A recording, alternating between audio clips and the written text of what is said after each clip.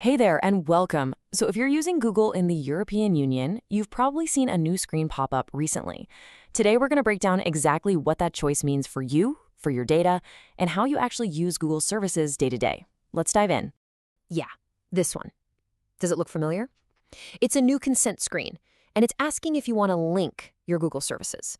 Now, if you looked at this and thought, what does that even mean? Don't worry, you are not alone. We are going to make it all crystal clear.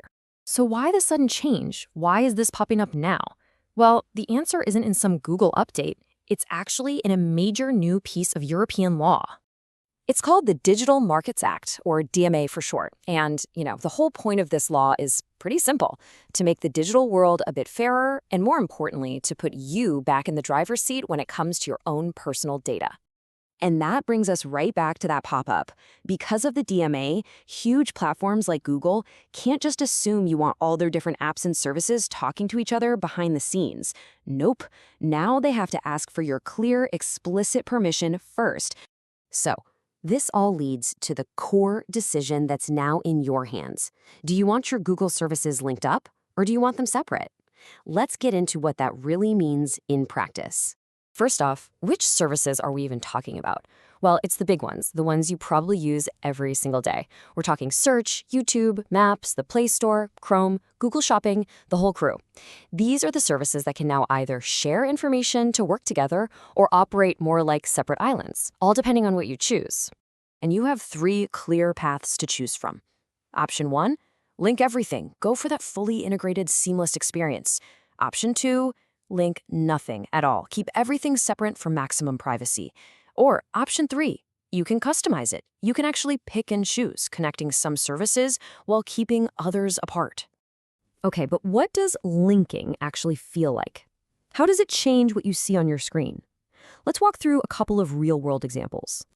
Okay, here's a perfect one: personalization. So if you link Search and YouTube and you spend the afternoon searching for, say, how to bake sourdough bread, well, don't be surprised when YouTube starts recommending bread-making videos. The services are connected. But if you don't link them, your YouTube recommendations will only be based on what you watch on YouTube, making them way less specific to your other fleeting interests. Now, let's talk about convenience.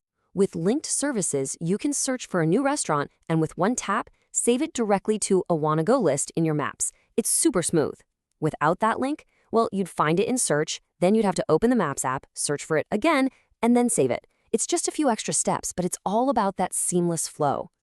And yeah, of course, this choice affects ads. If you link the Play Store with Google's ad services, and you download, say, a language learning app, this system basically connects the dots and figures you're interested in learning a language. That means you'll probably see more relevant ads, maybe for online courses or travel. If you don't link them, the ads you see are going to be a lot more random. Okay, so we're using this word data. Linking services means they share data. But what data are we actually talking about here? Well, it's pretty much what you'd expect. We're talking about your activity, your search history, the videos you watch on YouTube, the apps you download from the Play Store, and even some basic info about your device. This is the stuff Google uses to tailor that experience we've been talking about when the services are linked. All right, now for a few quick but really important rapid-fire details to clear up any lingering confusion. First, and this is a big one, no matter what you decide, link everything, link nothing, or somewhere in between, you will stay signed in to your Google account. This choice does not log you out of anything. And let's be absolutely clear on this next point. This is all happening inside Google's world. Choosing to link your services does not mean Google suddenly starts handing your data over to other companies or random third-party apps. This is just about how Google's own services work together. And maybe the best part of all, your decision isn't carved in stone, not at all. You can dive into your Google account settings literally anytime and change your mind. So if you want to try more privacy for a week and then decide you miss the convenience, you have the total freedom to switch it back. Now, one final important note: even if you choose to unlink everything, some data might still be shared for what are called essential purposes. This is the serious stuff, like preventing fraud, keeping your account secure, or complying with the law. That kind of sharing happens in the background just to protect you. So after all that, it really just comes down to a simple question of what you value most. Here's the trade-off in a nutshell. On one hand, linking your services gives you more personalization, more convenience, and those smart connected features. On the other hand, not linking them gives you more privacy and keeps your data in separate silos. But you do lose some of that seamless integration. And that, right there, is really what the Digital Markets Act is all about.